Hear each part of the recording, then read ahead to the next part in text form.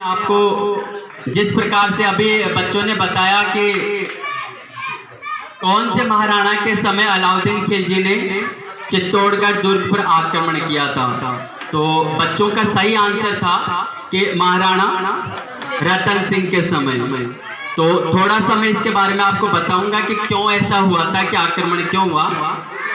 तो देखो, महाराणा रतन सिंह जी थे ना, उनकी महारानी थी। उन महारानी का क्या नाम था बताओ?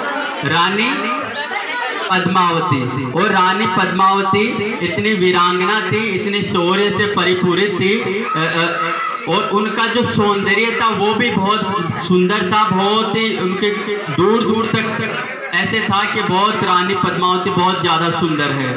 तो ये बात पता चली अलाउद्दीन खिलजी को कि उनको किसी ने जाके कहा कि महाराणा आप कहाँ ऐसे मंदिरों को लूट रहे हैं, आक्रमण कर रहे हैं, आपको तो पता ही नहीं है क्या?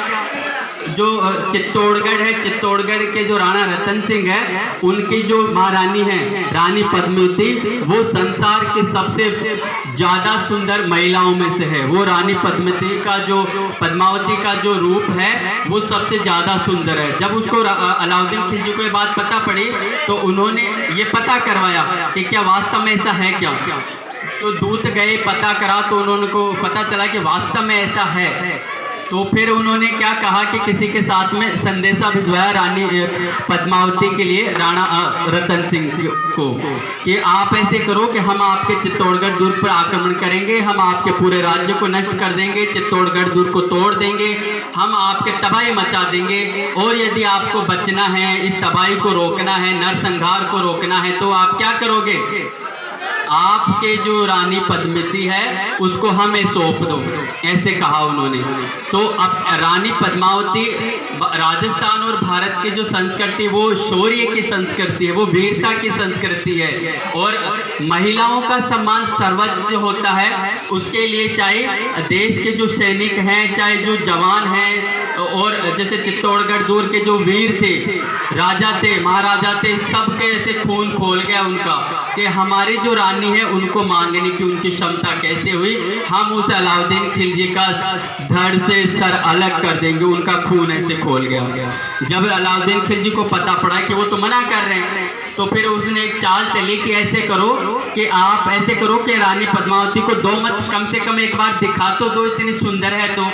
तो वो मना कर दिए। जो महाराणा रतन सिंह थे उन्होंने मना कर दिया कि नहीं, हम ऐसा नहीं करते, हमारी परंपराएं कि हमारे घर की जो महिलाएं होती है वो इज्जत होती है, हमारे घर के मान मर्यादा होती है, तो हम किसी पराए मर्दों या पुरुषों के सामने हम हमारी महिलाओं को ऐसे दिखाते नहीं है।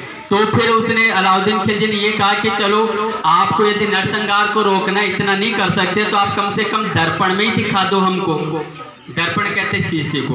भाई उसमें तो कोई मान मर्यादा ज्यादा हो नहीं रहा। तो फिर राणा रतन सिंह को किसी ने कहा कि भाई इतने नरसंहार, इतने नुकसान से बचने के लिए अपन ऐसे करते हैं। रानी पद्मावती ने भी कहा कि अपन ऐसे करते हैं कि भाई सिर्फ शीशे में ही तो दिखाना है, और यदि कुछ गड़बड़ हुई, मान लो अलाउद्दीन खिलजी ने कुछ चाल चली, तो फिर अपन क्या करेंगे, अपने सैनिक पूरे अपने जो चित्तौड़गढ़ दुर्ग है इसके चारों तरफ रहेंगे सुरक्षा के लिए, और यदि रानी पद्मावती को भी कुछ नुकसान यदि पहुंचाने की कोशिश करेगा तो अपन दूर से दिखाएंगे उसको, रानी पद्मावती कहाँ होगी, शीशा कहाँ होगा और वो कहाँ होगा, तो नुकसान की कोई बात नहीं रहती। सी बात में यदि अपने देश का नरसंहार और नुकसान बचता तो ये अच्छा सौदा है। तो फिर उसको कहा गया अलाउद्दीन खिलजी को कि हम दर्पण में दिखा सकते हैं, बस बाकी नहीं दिखा सकते।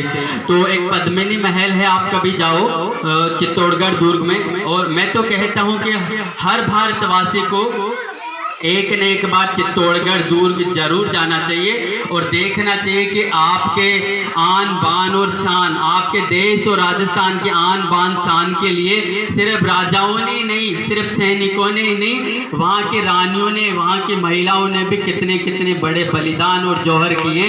आप एक बार जरूर वहाँ जा करके देखिए और अनुभव कीजिए कि हम कौन से लोगों के वंश, हमारे वंशज कौन है, हम किन वंशजों के संतान संतानें हैं कि आप महाराणा प्रताप, आप राणा रतन सिंह, आप शिवाजी महाराज के आप वंशज है, जो आपके वंशज है आप उनकी संतानें हैं। तो आपको खुद को गौरव का अनुभव होगा। जब रानी पद्मावती को वहाँ दिखाया गया और आपका जो अलाउद्दीन खिलजी था उसने दूर से ही देखा शीशे में, तो शीशे में उसने जो ही देखा तो उसका रूप देख करके वो मोहित हो गया अलाउद्दीन खिलजी, और उसका मन डोल गया। तो और इतनी सुंदर मैंने तो आज दिन तक ही नहीं देखी।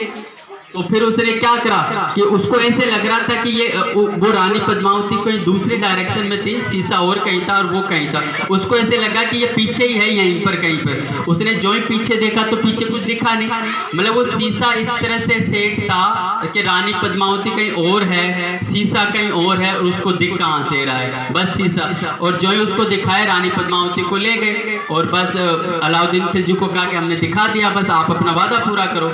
लेकिन उसके बाद में अलाउद्दीन खिलजी का मन बदल गया, क्योंकि इतने रूपवान जो रानी पद्मावती को उन्होंने देखा।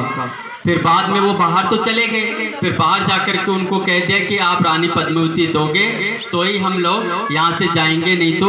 और काफ़ी 5-6 महीने तक चित्तौड़गढ़ दूर के बाहर अलाउद्दीन खिलजी ने डेरा डाले रहा, इसी बात के लिए कि या तो आप रानी पद्मावती को दो, आप बचना चाहते हो तो, नहीं तो हम आप तहस नहस करेंगे। तो गर्मियों का मौसम था, वो वहीं बैठे रहे, सब हो गया। दिवाली से होली आ गई। अब अंदर चित्तौड़गढ़ के दुर्ग में भी क्या हुआ कि वो अनाज वगैरह खत्म होने लगे आ रहे थे, और जब बैठे थे फिर जो योद्धा थे, गोरा बादल का नाम आप लोगों ने सुना होगा, ठीक है। गोरा बादल भी बहुत वीर सैनिक थे राणा रतन सिंह के। तो उन्होंने कहा कि हम क्यों डरते हैं, ये तो भेड़िए हैं और हम तो शेर हैं, हम तो सिंह हैं, हम इनसे क्यों डरते हैं, क्यों यहाँ छुप के बैठे।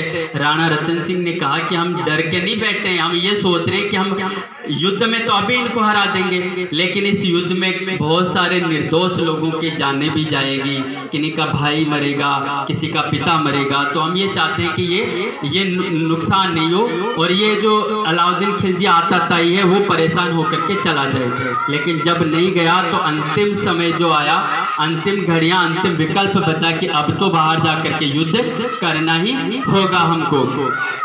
फिर वहाँ से उन्होंने जो राणा रतन सिंह के नेतृत्व में केसरिया बाना पहन करके सभी वीर जो सैनिक थे सब लोग उनके राणा रतन सिंह की छत्र छाया में बाहर गए और युद्ध के लिए वो अलाउद्दीन खिलजी के सामने। और पीछे राणा जो अपने रानी पद्मावती थी उनको ऐसे लग रहा था कि यदि वैसे तो हमारे वीर राजा जीतेंगे, हमारे राणा जीतेंगे, लेकिन ऐसा यदि हुआ कि यदि हम हार जाते हैं तो हम हमारी जो इज्जत है, हमारी जो अस्मत है और हमारा जो राजस्थान का गौरव है, महिलाओं का सम्मान, उसको हम उन आताताइयों को, उन अलाउद्दीन खिलजी के हाथों नहीं लुटने देंगे।